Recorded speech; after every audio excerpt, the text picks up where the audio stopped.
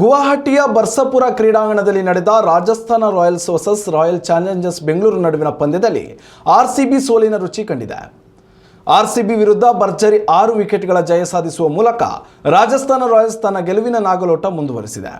ಈ ಸೀಸನ್ನ 4ನೇ ಜಯ ಸಾಧಿಸಿದ ರಾಜಸ್ಥಾನ ರಾಯಲ್ಸ್ 8 ಅಂಕಗಳನ್ನು ಸಂಪಾದಿಸುವ ಮೂಲಕ ಅಂಕಪಟ್ಟಿಯಲ್ಲಿ ಮೊದಲನೇ ಸ್ಥಾನವನ್ನು ಕಾಯ್ದುಕೊಳ್ಳುವಲ್ಲಿ ಯಶಸ್ವಿಯಾಗಿದೆ. ಇತ್ತ ಆಡಿದ 3 ಪಂದ್ಯಗಳಲ್ಲಿ 2 ಗೆಲುವು ಸಾಧಿಸಿರುವ ಆರ್ಸಿಬಿ ಈ ಪಂದ್ಯದ ಸೋಲಿನ ಬಳಿಕವೂ 3ನೇ ಸ್ಥಾನದಲ್ಲಿಯೇ ಮುಂದುವರೆದಿದೆ.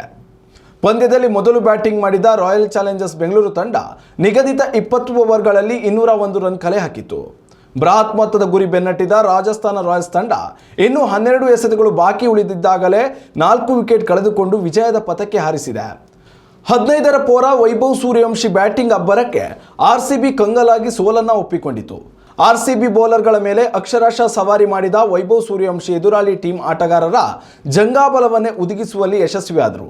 ಆಸ್ಟ್ರೇಲಿಯಾದ ವೇಗಿ ಜೋಶ್ ಹೆಜಲ್ವುಡ್ ಹಾಗೂ ಜಸ್ಪ್ರೀತ್ ಬುಮ್ರಾ ವೈಭವ್ ಅಬ್ಬರದ ಎದುರು ಮಂಡಿಯೂರಿದರು. ಹ್ಯಾಟ್ರಿಕ್ ಬೌಂಡರಿ ಸಿಕ್ಸರ್ಗಳ ಮೇಲೆ ಸಿಕ್ಸರ್ ಚಚ್ಚಿದ ವೈಭವ್ ಸೂರ್ಯವಂಶಿ ರಾಜಸ್ಥಾನ ರಾಯಲ್ಸ್ ಗೆಲುವಿನ ಪ್ರಮುಖ ಸೂತ್ರಧಾರಿ ಎನಿಸಿದರು. ವೈಭವ್ಗೆ ಜೊತೆ ನೀಡಿದ ಧ್ರುವ ಜುರೇಲ್ 97 ರನ್ಗಳ ಜೊತೆಯಾಟ ನೀಡಿದರು. 8 ಓವರ್ಗಳಲ್ಲಿ 129 ರನ್ ಗಳಿಸಿದ ರಾಜಸ್ಥಾನ್ ರಾಯಲ್ಸ್ ವೈಭವ್ ಸೂರ್ಯವಂಶಿ ವಿಕೆಟ್ ಪತನದ ಬಳಿಕ ಕೇವಲ 5 ರನ್ ಅಂತರದಲ್ಲಿ 3 ವಿಕೆಟ್ ಕಳೆದುಕೊಂಡು ಕೊಂಚ ಮಂಕಾಯಿತು. ಇನ್ನೇನು ಆರ್ಸಿಬಿ ಗೆಲುವಿನ ಕನಸು ಕಾಣಲು ಆರಂಭಿಸುವಾಗಲೇ 5ನೇ ವಿಕೆಟ್ಗೆ ಜೊತೆಯಾದ ಜಡೇಜಾ, ಧ್ರುವ ಜುರೇಲ್ ತಂಡವನ್ನು ಗೆಲುವಿನ ದಡ ಸೇರಿಸುವಲ್ಲಿ ಯಶಸ್ವಿಯಾದರು.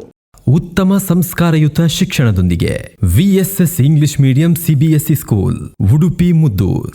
ನರ್ಸರಿಯಿಂದ 10ನೇ ತರಗತಿವರೆಗೆ ಶಿಕ್ಷಣದ ಜೊತೆಗೆ 5ರಿಂದ 10ನೇ ತರಗತಿವರೆಗಿನ ವಿದ್ಯಾರ್ಥಿನಿಯರಿಗೆ ಉತ್ತಮ ಹಾಸ್ಟೆಲ್ ಸೌಲಭ್ಯವೂ ಇದೆ. ನಿಮ್ಮ ಮಕ್ಕಳ ಪ್ರವೇಶಾತಿಗಾಗಿ ಈ ಸಂಖ್ಯೆಗೆ ಕರೆ ಮಾಡಿ.